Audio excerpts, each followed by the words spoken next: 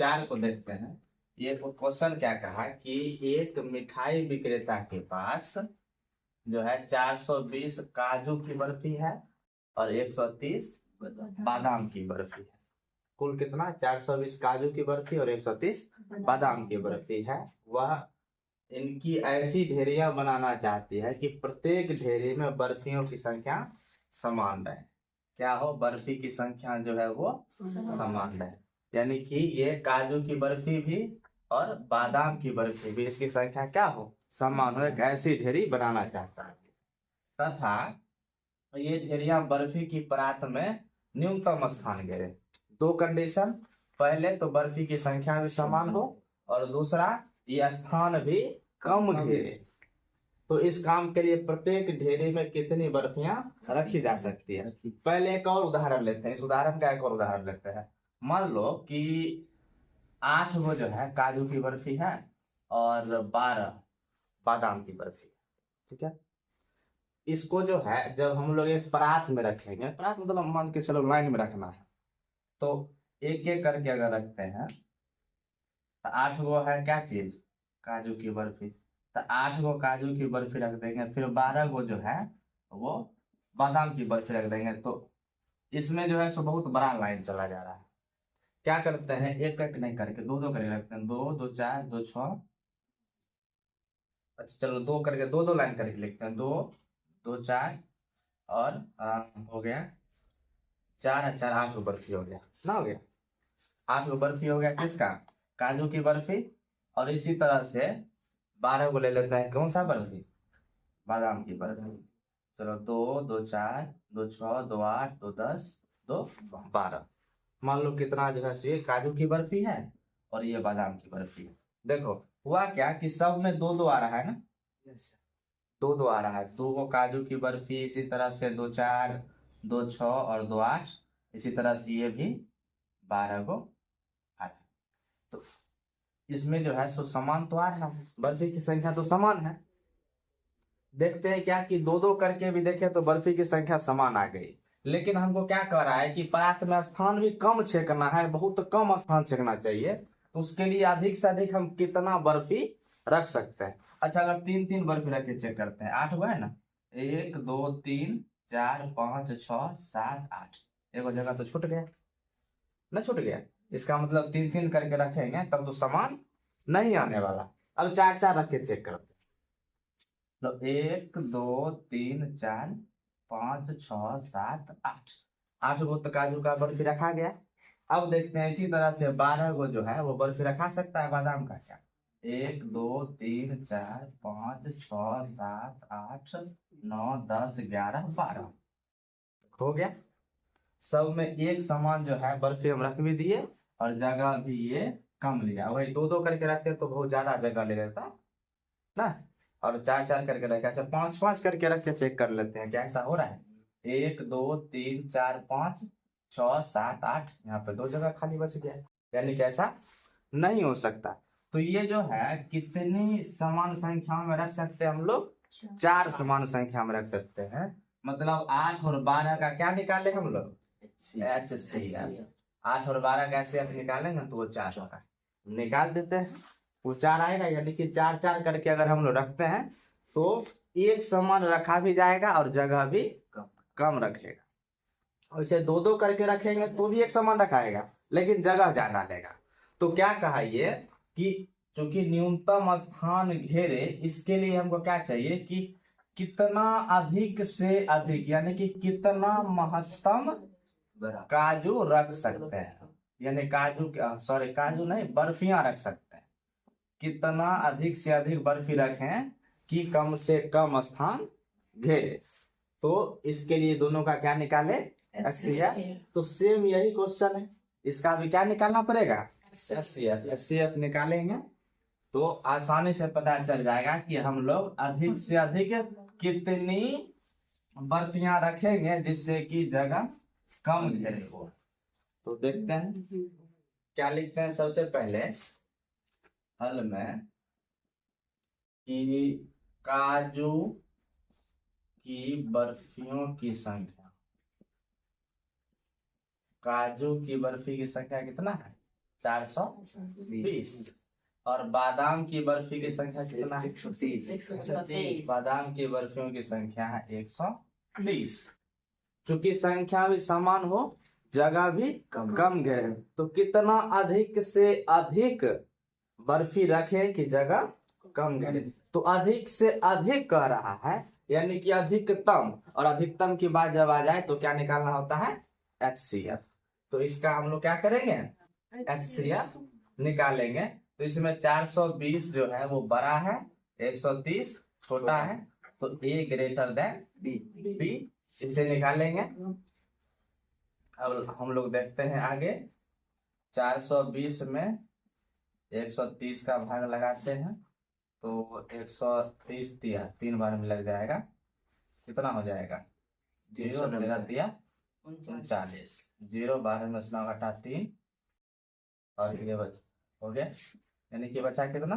30। अच्छा, इसको जो है हम लोग यूक्लिड विभाजन प्रमेय कहाँ पर बनाएंगे? यूक्लिड विभाजन प्रमेय से, दोनों सेम ही है ना।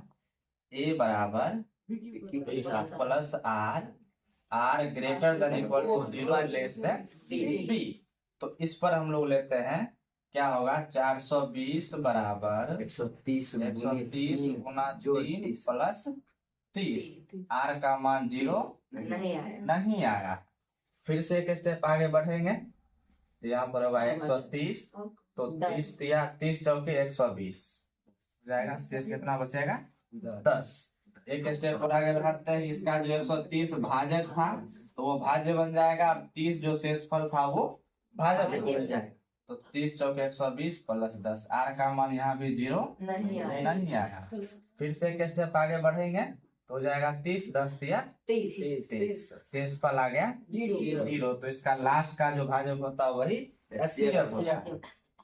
लिखते हैं 30 बराबर 10 गुना 3 प्लस 0, R का मान हो गया 0, तो HCF इसका कितना निकला? 10। HCF हो गया 10, यानी कि अधिकतम हम लोग क्या करेंगे? 10 वो परात बनाए, 10 बर्फी का परात बनाएंगे।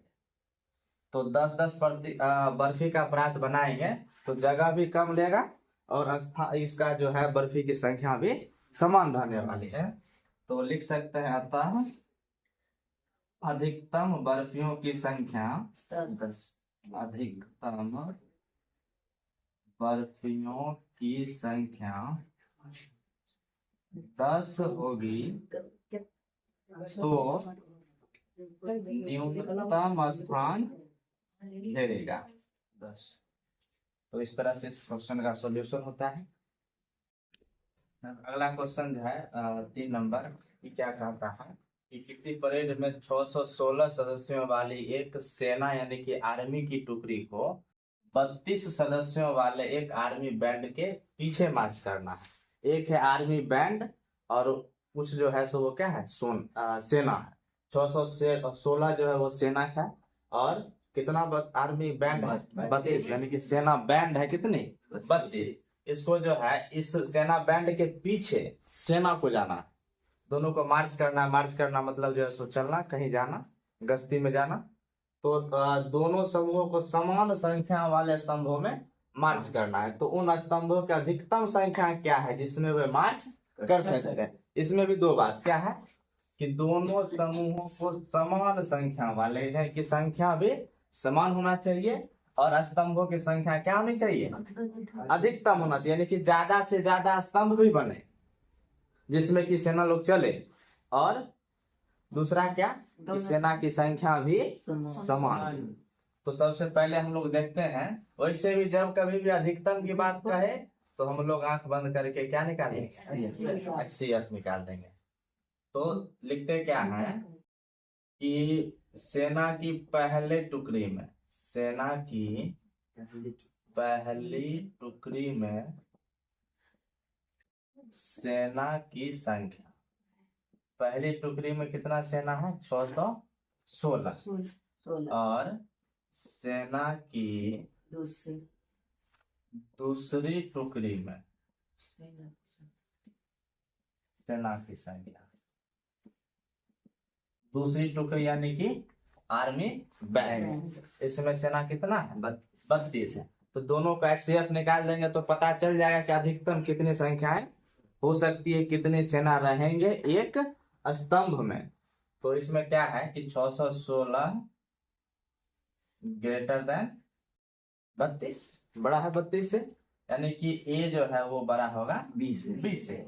तो यूक्लिड विभाजन प्रमेयिका से, यूक्लिड विभाजन प्रमेयिका से क्या होता है, ए बराबर B Q plus R greater than B. तो यहाँ पे करते हैं हम लोग 32 से भाग लगाने वाले हैं 616 में, कितने बार में लगेगा 32 दूना 64, 32 से 32 लगा पहले, तो 11 में से 2 घटा 9, 5 में 3 घटा 2 29। तो अब जो है सो फिर से 6 उतारेंगे ना, 29 हो गया। अब तो यहाँ पे 6 बचा हुआ है, 6 लिखते हैं, 8 बार में लग जाएगा। हाँ 8 बार में लगता है, 8 दूना 16, 6 बाकी 1, 8 1 24 1 25 0 40 हो जाता है। चलो 9 बार में लग जाएगा इजीली, 9 बार में लगाते हैं, कितना आएगा 2 9 18 9 3 27 1 28। तो 16 में 60 घटा 8 ये कैंसिल, तो कितना शेष बच गया 8। यानी कि लिखते हैं 616 बराबर 32 गुना 19 प्लस आर का मान 0 नहीं आया। एक स्टेप और आगे बढ़ेंगे, लिख देंगे 32 8 चौके 32 शेषफल 0, तो इसका एचसीएफ 8 कि 32 बराबर 8 गुना 4 प्लस 0, आर का मान हो गया 0, कहने का मतलब इसका जो एचसीएफ निकला वो 8। मीन्स ये कि सेना की संख्या कितनी होने वाली है 8। अधिकतम संख्या क्या है, स्तंभों की अधिकतम संख्या, सेना की संख्या नहीं है, किसकी संख्या, स्तंभ की अधिकतम संख्या, स्तंभों की अधिकतम संख्या जो है वो कितना निकला 8। अब कुछ क्वेश्चन में नहीं कहा है, हम अपने मन से कुछ काम करते हैं, देखते हैं कि पहली टोकरी में जो सेना है 616 वो कितना रहेगा, और 32 जो दूसरी टुकड़ी में यानी कि आर्मी बैंड है वो कितना रहेगा। कितना है 616 सेना है, 8 8 करके जाएगा, तो 8 करके जाएगा तो कितना भाग लगने वाला है इसका। अच्छा चलो इसको थोड़ा अलग तरीका से करते हैं, ठीक है। क्या है, स्तंभों की अधिकतम संख्या 8 है, देखते क्या है। अब जो है कुल सेना कितना हो गया, कुल सेना है 616 प्लस 32, अरे ये 32 आर्मी बैंड वाले हैं और ये आर्मी है, तो टोटल कितना हुआ 6 2 8 3 4 648, कुल 648 है। कितने स्तंभ में चलने वाले हैं 8 स्तंभ में चलने वाले हैं। इस तरह से लाइन में चलेंगे, कितने लाइन में चलेंगे 8 लाइन में चलेंगे। तो एक लाइन में कितना, यानी कि एक स्तंभ में कितने आर्मी होंगे वो देखते हैं। तो 8 का भाग लगा दो, 8 8 64 8 80, देखिए एक बैंड में एक स्तंभ में कितने रहने वाले हैं आर्मी 81। अच्छा अब 81 आर्मी में कितने आर्मी वाले रहने वाले हैं और कितने आर्मी बैंड वाले रहने वाले हैं वो देखो। तो इसमें जो है 616 आर्मी वाले हैं, 32 आर्मी बैंड वाले हैं, दोनों में 8 का भाग लगा, 8 चौके 32, यानी कि 4 गो रहेगा आर्मी बैंड वाला और 77 से कट जाएगा। अब ये 8 7 56 और बच गया कितना 5 8 7 56, कहने का मतलब 77 गो जो है वो आर्मी वाला रहेगा, 4 गो जो है आर्मी बैंड वाला रहेगा, कुल मिला के 81 जो है वो सेना की स्तंभ बनेगा, जिसमें वो सब सेना चलने वाला है, जिससे कि अधिकतम स्तंभ की संख्या भी बन गया और कितना कितना आर्मी चलेगा। वैसे क्वेश्चन में हमसे यही पूछ रहा है कि स्तंभों की अधिकतम संख्या कितनी है, हम एक्स्ट्रा में निकाल दिया, ठीक है।